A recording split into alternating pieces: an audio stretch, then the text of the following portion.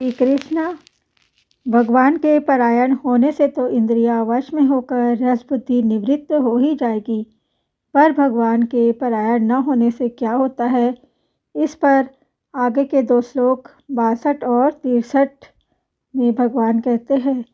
ध्यायतो विषयान् पुंसः संगस्ते शुपजायते संगात्स सज्जायते कामः कामात् क्रोधो अभिजायते क्रोधात् वति सम्मोह सम्मोहात् स्मृति विभ्रमः स्मृतिभ्रंशात् बुद्धिनाशो बुद्धिनाशात् प्रणश्यति। विषयों का चिंतन करने वाले मनुष्य की उन विषयों में आसक्ति पैदा हो जाती है। आसक्ति से कामना पैदा होती है। कामना से बाधा लगने पर क्रोध पैदा होता है। क्रोध होने पर सम्मोह हो जाता है। सम्मोह से स्मृति भ्रष्ट हो जाती है। स्मृति भ्रष्ट होने पर बुद्धि विवेक का नाश हो जाता है। बुद्धि का नाश होने पर मनुष्य का पतन हो जाता है। श्लोक की विस्तृत व्याख्या।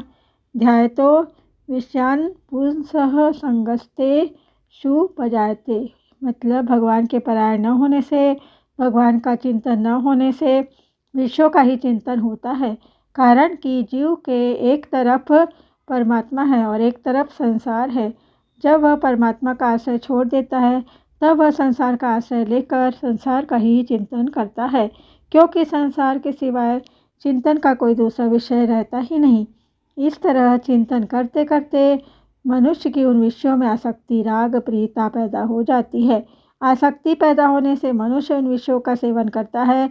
विषयों का सेवन चाहे मानसिक हो चाहे शारीरिक हो, उससे जो सुख होता है उससे विषयों में प्रियता पैदा होती है। प्रियता से उस विषय का बार बार चिंतन होने लगता है। अब विषय का सेवन करे चाहे न करे, पर विषयों में राग पैदा हो ही जाता है। यह नियम है। संगात संजायते कामः, मतलब विषयों में राग पैदा होने पर उन विषयों को यानी कि भोगों को प्राप्त करने की कामना पैदा हो जाती है कि वे भोग वस्तुएं मेरे को मिले।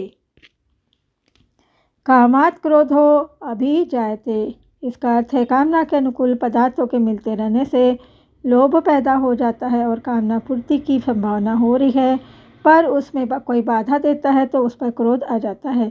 कामना एक ऐसी चीज़ है जिसमें बाधा पड़ने पर क्रोध पैदा हो ही जाता है। वर्ण आश्रम गुण योग्यता आदि को लेकर अपने में जो अच्छाई का अभिमान रहता है, उस अभिमान में भी अपने आदर सम्मान आदि की कामना रहती है। उस कामना में किसी व्यक्ति के द्वारा बाधा पड़ने पर भी क्रोध पैदा हो जाता है। कामना रजोगुणी वृत्ति है, समोह तमोगुणी वृत्ति है और क्रोध रजोगुण तथा तमोगुण के बीच की वृत्ति है। कहीं भी किसी भी बात को लेकर क्रोध आता है तो उसके मूल में कहीं न कहीं राग अवश्य होता है। जैसे नीति न्याय से विरुद्ध काम करने वालों को देखकर क्रोध आता है तो नीति न्याय में राग है। अपमान तिरस्कार करने वाले पर क्रोध आता है तो मान सत्कार में राग है। निंदा करने वाले पर क्रोध आता है तो प्रशंसा में राग है। दोषारोपण करने वाले पर क्रोध आता है तो निर्दोषता के अभिमान में राग है, आदि आदि। अब क्रोधाद समारोह, मतलब क्रोध से सम्मोह होता है अर्थात मूर्छा छा जाती है। वास्तव में देखा जाए तो काम क्रोध लोभ और ममता इन चारों से ही सम्मोह होगा ही। जैसे कि पहला काम से जो सम्मोह होता है उसमें विवेक शक्ति ढक जाने से मनुष्य काम के वशीभूत होकर न करने लायक कार्य भी कर बैठता है। दूसरा, क्रोध से जो सम्मोह होता है उससे मनुष्य अपने मित्रों तथा पूज्य जनों को भी उल्टी सीधी बातें कह बैठता है और न करने लायक वर्ताव भी कर बैठता है। तीसरा, लोभ से जो सम्मोह होता है उससे मनुष्य को सत्य असत्य धर्म अधर्म आदि का विचार नहीं रहता और वह कपट करके लोगों को ठग लेता है। चौथा, ममता से जो सम्मोह होता है उसमें सद्भाव नहीं रहता, प्रत्युत पक्षपात पैदा हो जाता है। अगर काम क्रोध लोभ और ममता इन चारों में सम्मोह होता है तो फिर भगवान ने यहाँ केवल क्रोध का ही नाम क्यों लिया। इसमें गहराई से देखा जाए तो काम लोभ और ममता इनमें तो अपने सुख भोग और स्वार्थ की वृत्ति जागृत रहती है, पर क्रोध में दूसरे का अनिष्ट करने की वृत्ति जागृत रहती है। अतः क्रोध से जो सम्मोह होता है वह लाभ काम क्रोध ममता से पैदा हुए सम्मोह से भी भयंकर होता है। इस दृष्टि से भगवान ने यहाँ केवल क्रोध से ही सम्मोह होना बताया है।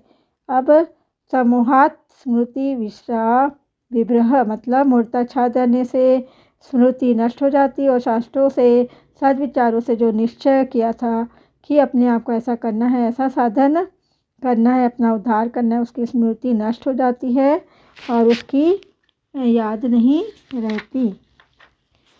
अब है अगला शब्द स्मृति भ्रंशात बुद्धि नाश, यानी कि स्मृति नष्ट होने पर बुद्धि में प्रकट होने वाला विवेक लुप्त हो जाता है, अर्थात मनुष्य में नया विचार करने की शक्ति नहीं रहती।